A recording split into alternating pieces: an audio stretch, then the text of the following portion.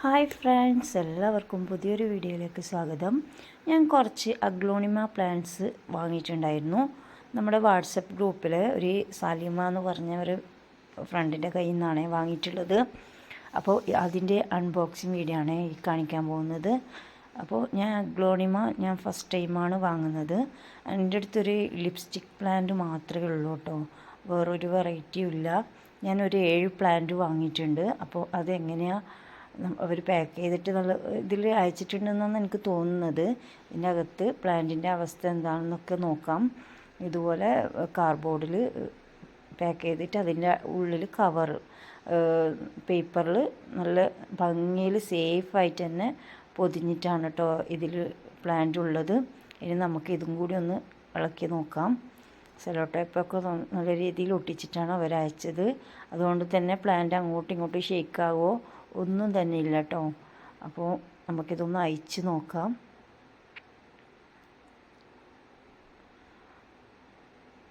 Plant നല്ല healthy ആയിട്ട് തന്നെ ഉണ്ട്. നല്ല രീതിയിൽ തന്നെ ഒന്നും സംഭവിച്ചിട്ടില്ല കേട്ടോ. പിന്നെ ലീഫിനായാലും ഒന്നൊരു വാട്ടോ ഒന്നും സംഭവിച്ചിട്ടില്ല.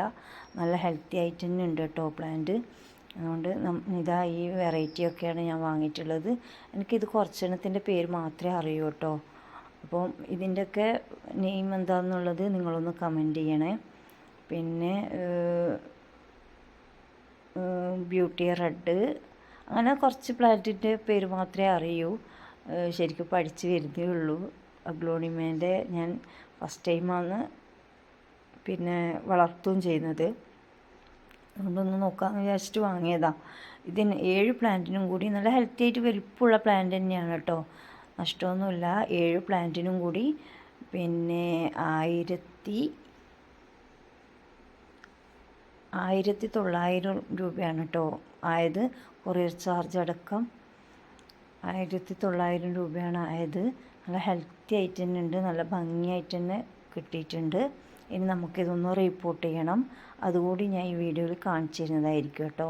എന്തൊക്കെയാണ് ഇതിൻ്റെ പോട്ടി മിക്സ് എന്നൊക്കെ ഞാൻ നിങ്ങൾക്ക് കാണിച്ചു തരുന്നതായിരിക്കും.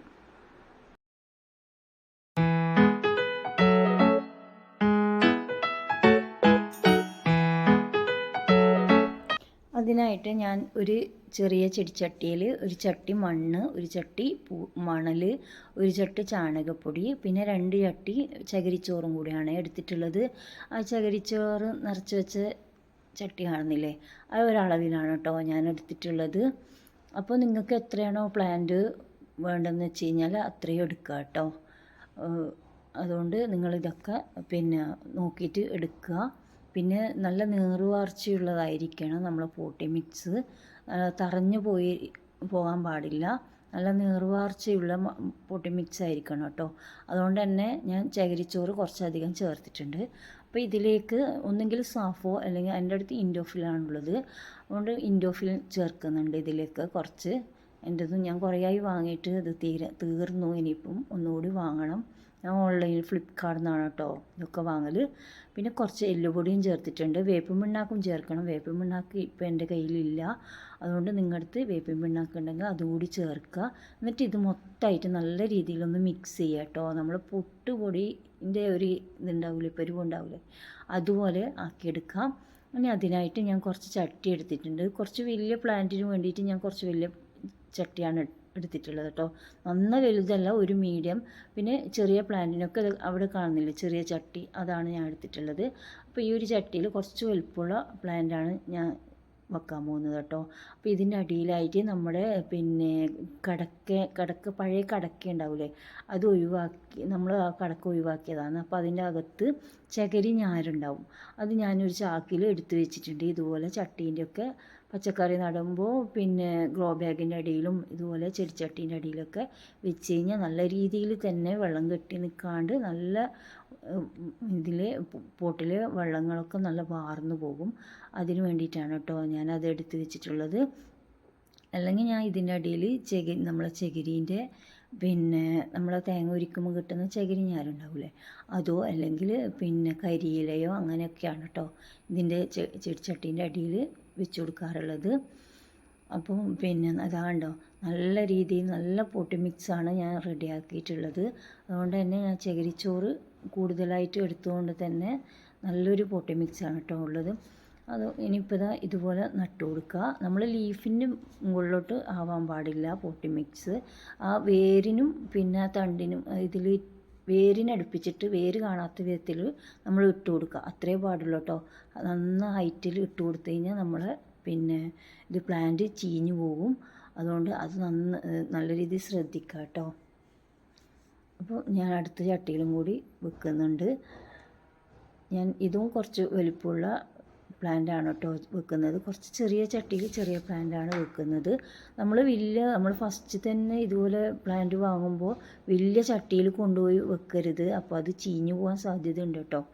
അതുകൊണ്ട് പിന്നെ അങ്ങനെ ചെയ്യാൻ പാടില്ല. ഞാൻ മുന്നേ ഒരു തവണ വാങ്ങിയിട്ടുണ്ടായിരുന്നു. അത് എനിക്ക് എൻ്റെ അറിവില്ലായ്മ കാരണം ഇതുപോലെ ഞാൻ പോട്ടി മിക്സൊക്കെ നല്ല ഹൈറ്റിൽ ഇട്ട് കൊടുത്തു.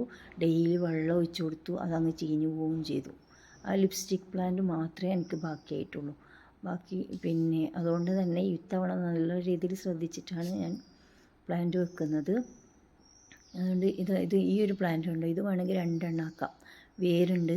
അപ്പോൾ അതൊന്ന് കട്ട് ചെയ്തിട്ട് 2 പ്ലാന്റ് ആക്കി മാറ്റി നടാം. ഞാൻ ഇപ്പോൾ അങ്ങനെ ചെയ്യുന്നില്ല. ഇതൊന്ന് പിടിച്ച് കിട്ടിയിട്ട് പുതിയ ബ്രാഞ്ചൊക്കെ വന്നു കഴിഞ്ഞിട്ട് കുറച്ച് നല്ല ഹെൽത്തി ബുഷായിട്ട് നിൽക്കുമല്ലോ. അപ്പം നമ്മൾ സെപ്പറേറ്റ് ചെയ്തിട്ട് പ്ലാന്റ് മാറ്റി നട്ടാൽ മതിയാവും.